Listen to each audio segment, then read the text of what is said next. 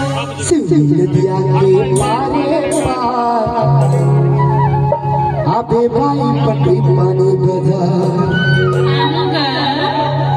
घुघरू पान बजाग वाले के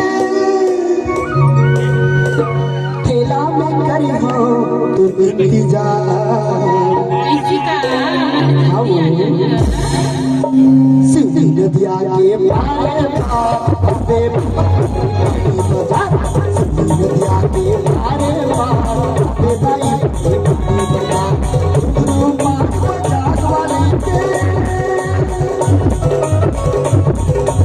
घुघरू पान बजाग वाले के बताने भाई नदिया के पारे पार आबे भाई पटी पानी बजा नदिया के पारे पार आबे भाई पटी पानी बजा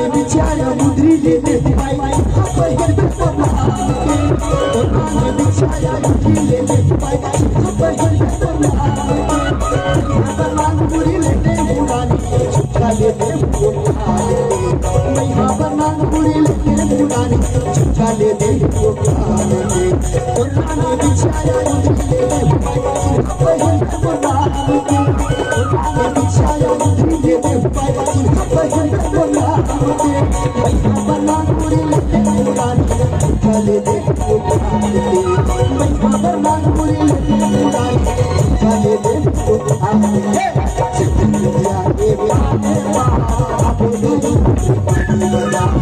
नदिया के पारे पार आबे भाई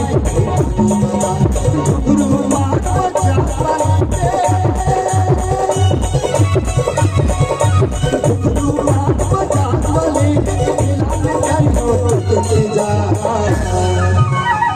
नदिया के पारे पार आबे भाई आबे भाई पानी बजा आबे भाई पानी बजा आबे भाई पानी बजा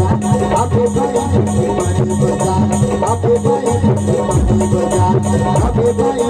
पानी बजा आबे भाई पानी बजा। धन्यवाद दोस्तों।